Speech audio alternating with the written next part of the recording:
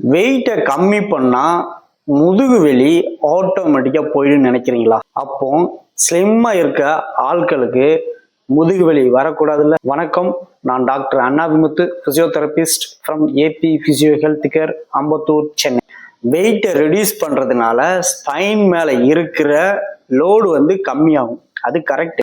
ஆனா மசில் வீக்கா இருந்தா, கோர் மசில் ஆக்டிவ் ஆகலனா, போர் போஸ்டர் இருந்தா பெயின் கண்டினியூ தான் ஆகும். அப்போ முதுகு வலிக்கு மெயின் ரீசன் வெயிட் மட்டும் இல்லை.